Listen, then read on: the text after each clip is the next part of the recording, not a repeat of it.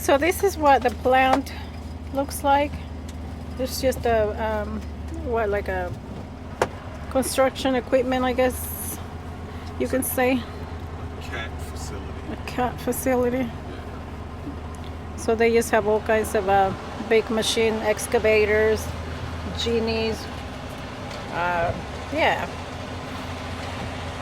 So let me get a film while they're loading the truck. Alright, so here they are loading us with the boom lift genie machine. And then we have to go to the second location to pick up the other one. The one that was missing on Friday, so.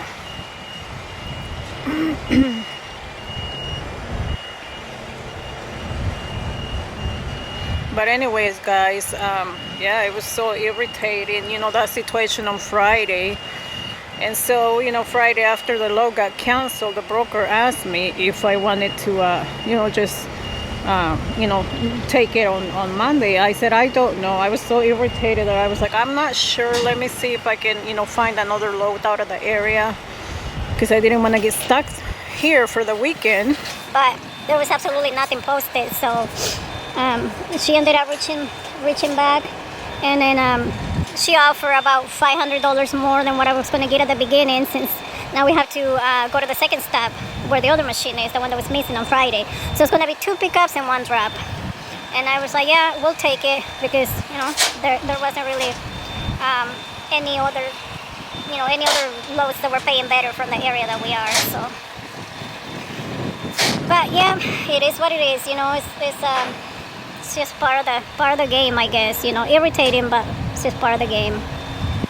Alright, we are loaded and Seneca's getting ready to start chaining everything. So Seneca, you're just going to be using chains this time? Nothing but chains and I'll use a strap on that. Boom. Okay. So he's going to be using nothing but chains except for The boom over there, the scoop thing, that's he's going to use that strap.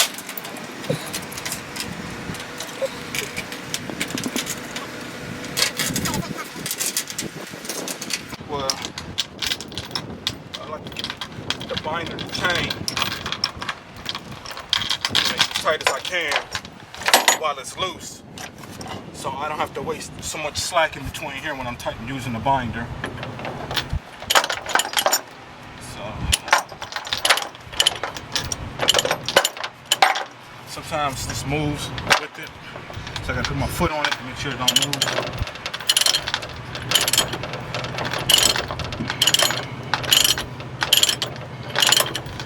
Particular equipment is getting 5 chains. I'm gonna cross them in the front and the back and one in the middle up under.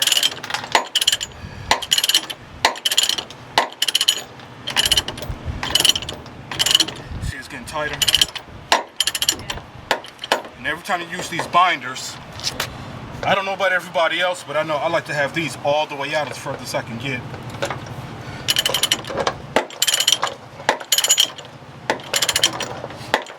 That's so I can have a lot of room to tighten it up. The shorter they are from this distance to that distance, the less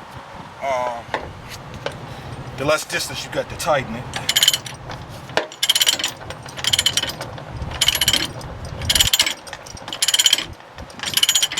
It started off loose, now it's getting tighter, but it's not where I want it to be at.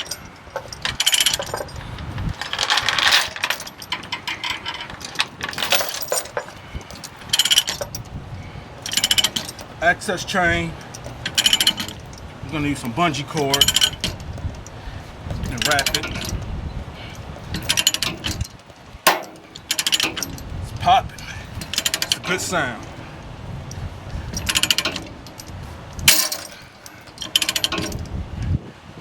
Even when the chain slips, I still got room left to tighten it up.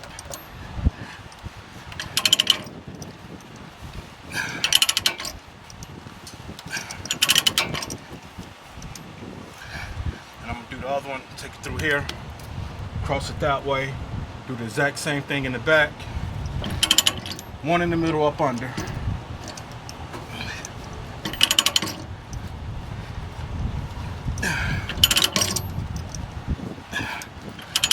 go to Harrisonburg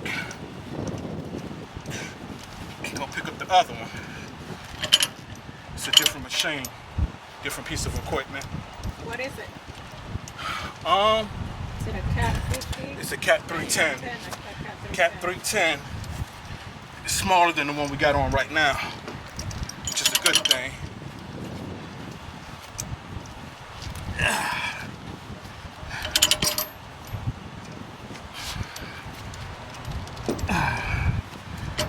Let's do that. It's tight. You can pull it. So we got loaded with the first machine, and now we are on our way to the second location, Harrisonburg. to Harrisonburg. Virginia. So we are on our way to Harrisonburg, Virginia to pick up the second machine, which is about a 100-mile drive from the first pickup.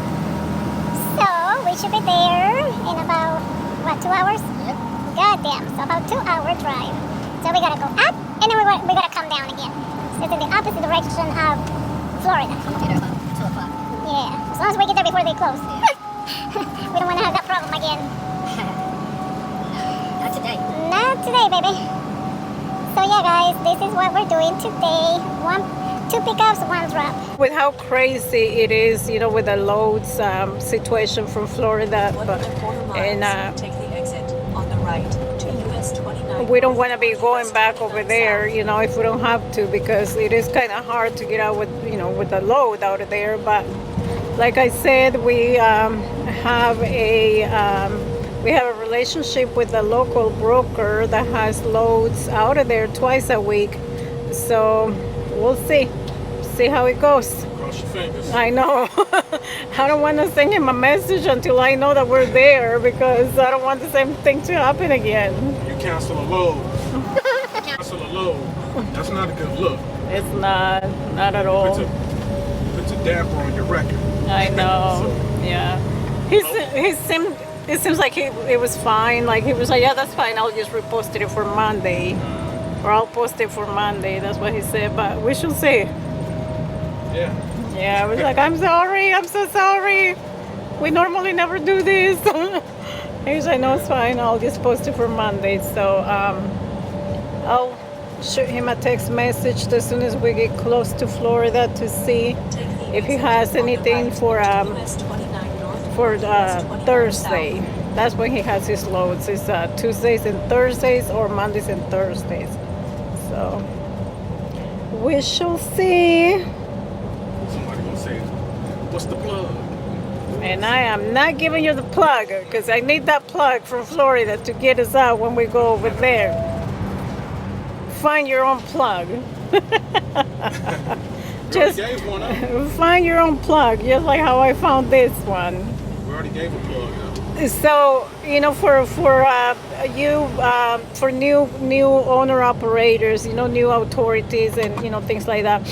For us, like, this is what has worked, you know, to make connections, build relationship with, like, you know, good brokers from the area, is, you know, when you get that first load with them, and if you know that it's a load that you want to keep doing because it pays decent, it's, you know, it gets you out of that area, whatever the case might be, make sure that you do really, really good, you know, with the first one, with the communication, like sending them updates, keeping them informed of everything that is happening with the load.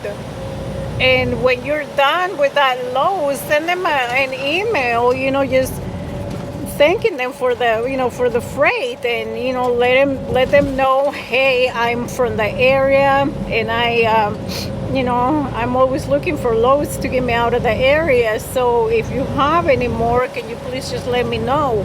You know, just send them a message, let them know, and you'll be surprised sometimes. And that's what we did with this one, and we already done like 3-4 loads, you know, for like the same load from him, and it's just based up, you know, communicating with him technically. And he sent me his cell phone number, and he said just text me for, you know, for when you're in the area. So now I don't even email him, I just text him and I just let him know, hey, I'm here, do you have anything?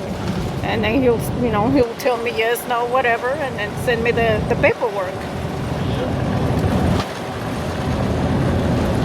Yeah, make sure you execute. Yeah.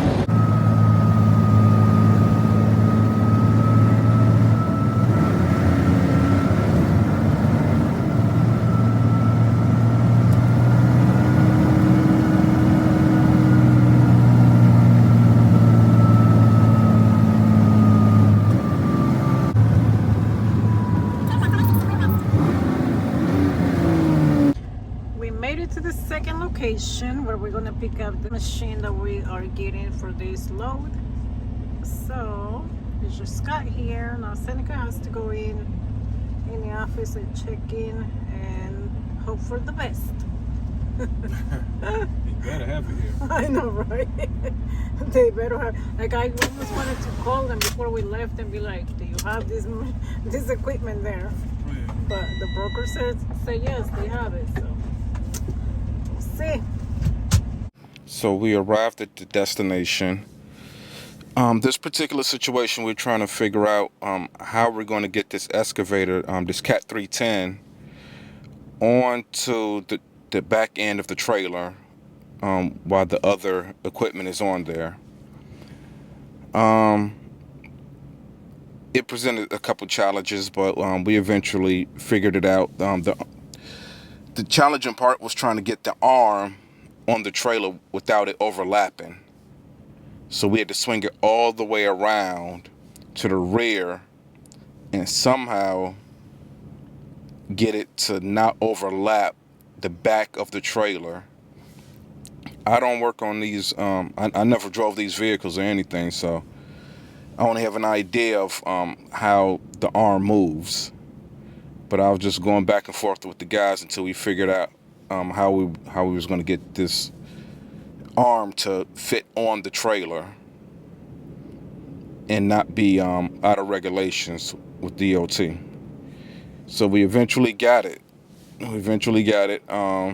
As you can see, it's not too tall and it's not overlapping, and that was ideally what I was trying to do. So we got pulled into a weigh station in Georgia, and the minute we got pulled in, we was informed that we was overweight and we had a flat tire. The rate con that we got from the broker said that this load was 35,000 pounds, and we believed it, and it was a big mistake on our part to not weight the load. The load was actually 46,000 pounds, so we was total 81,000 pounds, which is overweight for our trailer. And we had a flat tire. So from there, things just got pretty crazy for us. So both parties made a mistake. We got a $600 ticket from DOT for being overweight, 81,000 pounds. To fast forward, made arrangements with the broker, or the broker made arrangements with another driver to cross-load the equipment over to his vehicle, and we could finish up the route. So that's what you guys are seeing here on the this part of the video. So what you're seeing right here is I'm out there backing him up to my trailer in some remote area in Georgia, some random street that we linked up on, and At nighttime. It's late night. And we're just trying to get things done. I met the guy, and he seemed like a cool guy. He understood what happened. He trying to make some money, and I'm trying to get this equipment off my vehicle so I could get to Florida and finish this route up. So right here, we're discussing how we're going to do it. Once we figured it out, he was looking for the key, and he asked me, did I have the key? And I'm like, I don't got the key. so I'm like, maybe the key's inside. And it's one of those pieces of equipment that has a kill switch in it. So you could just go in, just hit the power button and start the vehicle up. So that's what he did. So as you can see right there, I'm on his trailer directing him to move the equipment over to his trailer. So I'm sitting there. It's dark out there. He could hardly even see my hands. I'm just hoping he could see it. I'm trying to watch both sides of those tracks that's on that equipment to make sure they're not going off the edge. So yeah, you can see me right there looking.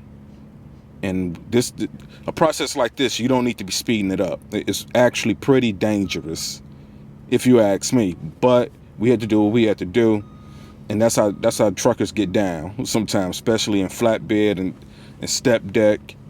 That's just what it is. Sometimes you got to improvise and make moves. If you make mistakes, you can't complain about the mistakes.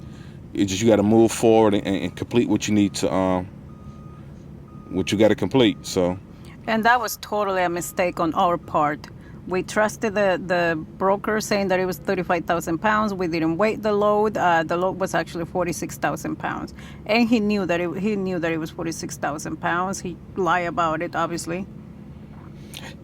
Yeah. So when he weighed the vehicle, not the vehicle, but the piece of equipment, it was too much weight in one particular area.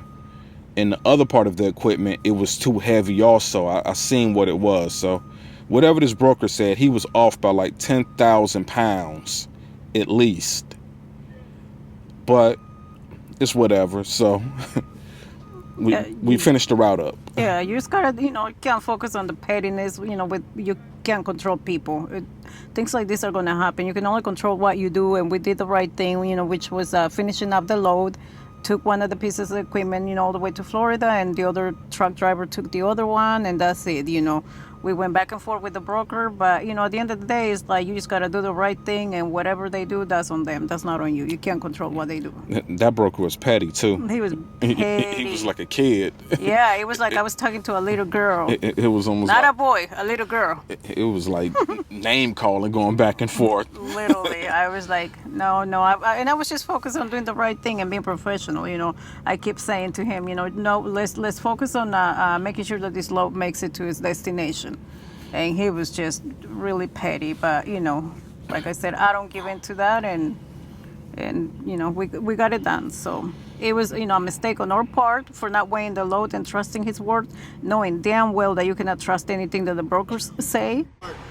All right, so yeah, just go this way, then back all the way to the dock. Just pull up in front up, straighten out, and then back down. That's all. Got it. Just give him a second to. Okay. All right, we made it to the receiver in Florida. You guys, this load. Seneca, what do you gotta say about this load? It came from hell. Straight up from hell. This load has been a nightmare. It's a long story that we will put it on the video of everything that happened that was not supposed to happen. Anyways, moving on. We made it to the receiver in Florida. It's a auction house, so they have all kinds of equipment here that is going to be auctioned off. And it is 80 what? 83? It's 83. It's 83 degrees in Florida. So we coming from Virginia, and it was snowing over there when we picked up this equipment. And now we're in Florida, and it's 83 degrees. Beautiful, nice and sunny days. So this brings a lot of happiness to my life. Yeah, I got to back to the dock. He has to back into the dock. Yeah, the guy told me to pull up, then back to the dock instead of making a U-turn because everybody's tearing his property up. So Is that what he said? that's what he said. They tearing my property up. Oh, So because of the U-turns? whatever the trucks are doing out here, all this heavy equipment, Yeah. just tearing all the grass up or whatever. That's funny. Well, yep. Hey, look how big that one is. Look at that big, That's the next level. that's the level that Seneca wants to get. So RGN. we want to get into heavy hauling eventually. That's kind of the plan. Hopefully a second truck that is made for heavy hauling and some RGN trailer. So we shall see, guys. Those are the plans for the new year. We will see what happens. First, we need to make a lot of money, and then That's first. first we gotta get the money, and then we shall see.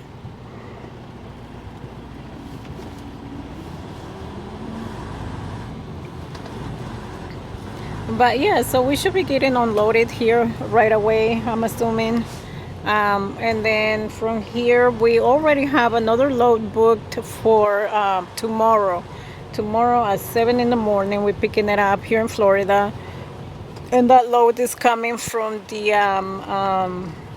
connect that we have with a local broker here that has been giving us loads to get out of Florida. So we got really lucky to get this one for tomorrow, and it's going to Memphis, back to Memphis. It's one of those containers. Is it a generator? What are they called? Inverter. Inverter. One of those inverter containers that we have been taking from this broker here in Florida. So it's another one of those, getting us back to Memphis, and then I already got my eye on a load from Memphis back to Florida, and that's probably the pattern that we're gonna, be doing here for a minute.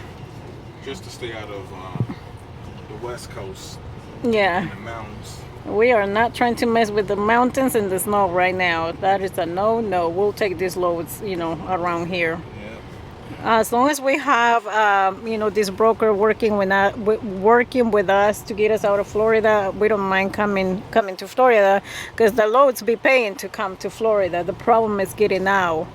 But like I said, we got very lucky to have made a connection with a local broker, and he has decent paying loads to get us out of Florida. So we shall see.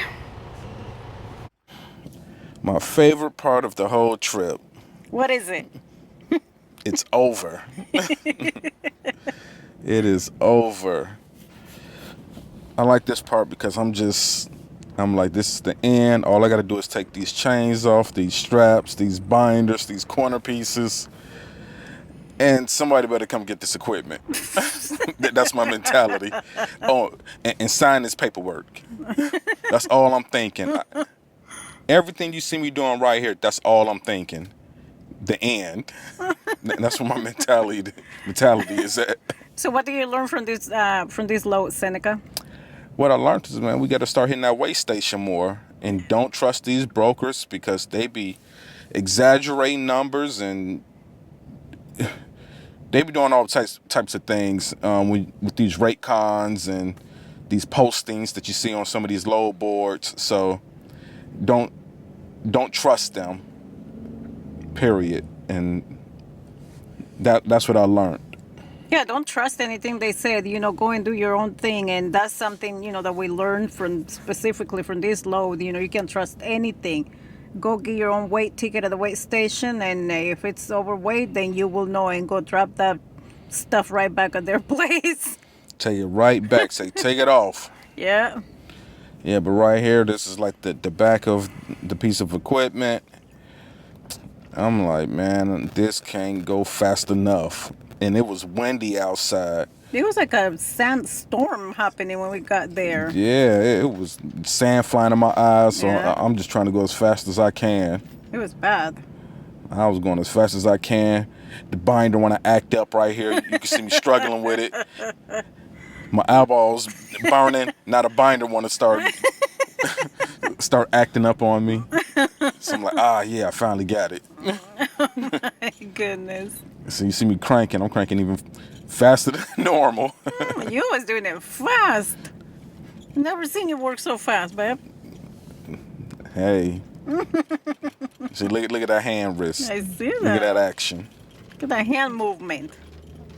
I was going extra fast trying to get out of that sandstorm. Yeah. The shades is not protecting me, y'all. It was All that bad. dirt flying in my eyes, trust me. Yeah. But I had to keep going. Yeah, it was really bad. I can't wipe my eyes. My hand's dirty. So